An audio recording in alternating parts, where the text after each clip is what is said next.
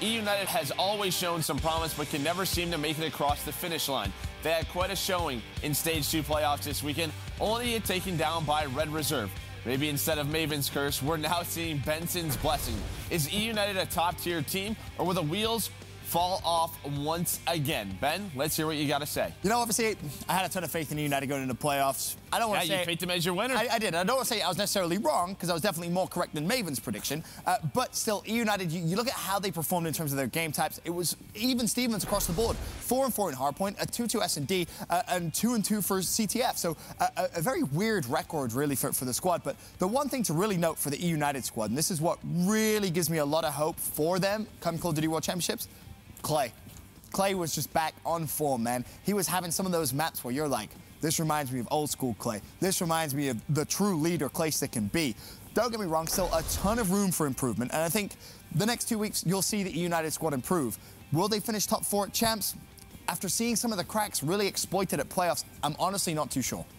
I think Clay was great. You know, he did obviously have 2 really poor hard points to get knocked out. But when you think about who knocked them out, they lose to what? Rise Nation and Red Reserve. Yeah. 2 absolutely elite teams. So are eUnited now in my, like, tier 1 of teams going into Champs? Absolutely, they are. But like we mentioned, Team Caliber came in kind of hot in the respawn modes and then improved in search. The problem, I guess I would say, for someone like eUnited, you were, what, 17-6 or something absurd like that when you think of what they were in the second half, the final 2 weeks for Stage 2, when you talk about respawn, CTF and hardpoint combined. So then they get to 50-50, and that's just not going to get it done. That's what's carried them. They've never been like an excellent search team. They float around 50-50 for that. When you end up, like you said, even Steven across everything, that's not going to win tournaments. But are they in my tier 1 with a team with a chance to make a run at Champs? Absolutely. Just part of me thinks, you know, they can only go as far as it's like the whole body of work. Everyone needs to be performing. As soon as you have a really rough performance from Brasini or Clayster falls off through some hard points, it doesn't seem like they get the wins. When they are winning, when they are dominating teams, I feel like it's really one of the better all-around team efforts than we see from most teams. All 4 guys are firing. It's objective by committee. They make the plays together. The pacing's on point. I just think in order for eUnited to win, they have to play the best imaginable Call of Duty they are capable. They can't slip at all. Whereas some of the other teams, maybe like a Rise Nation, I think they can still squeak out some series even if they're not at 100%. eUnited has got to be at 100% in my eyes. I think the key is what you mentioned. Look who beat them at Stage 2 playoffs, right? You're losing to 2 of the top teams in the game. Whether, you know, you look at TK now, you're Stage 2 champs. How that series would go, not too sure. But I think there's definite room for improvement, to your point. They need to have that one game mode that you can really rely on when you go into a best of 5. But, Clint, I'm going to have to completely agree with you. For them to come out and win Champs, they need to all play the best Call of Duty they've probably ever played in any of their I just think they have less room for mistakes than a lot of teams. And maybe I'm calling that wrong. That's just kind of how I feel about it. They don't have as much room for error.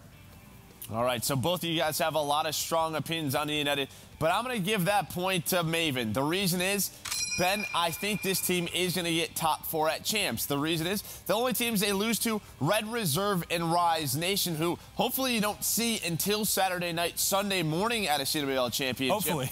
and again, if you look at Sunday at playoffs, there was 2 players who really stuck out to me that didn't show up. It was Arcees, it was Clayster. Their go-to game mode was hardpoint. They were so good at it all weekend, but that Sunday morning they fall short, and it was really just due to their ARs. I actually heard Clay and Arcees talking outside after Saturday night, and I believe Arcees said to Clay at one point, he goes, "Hey, neither of us gone negative in a hardpoint yet." Clayster was like, "I actually didn't won," but Arcees hadn't. We showed a stat like a lower third going into that series that he had what, like a 1.28 in the hardpoint, the highest at playoffs, and then he goes back-to-back negative. So it wasn't just Clay, it was Arcees as well. But that's the problem. Like some teams can afford to have an off series from a player and still squeak out wins. I just don't know that eUnited can. Now, do I think they can make a run? Yes, but they just have to be on point.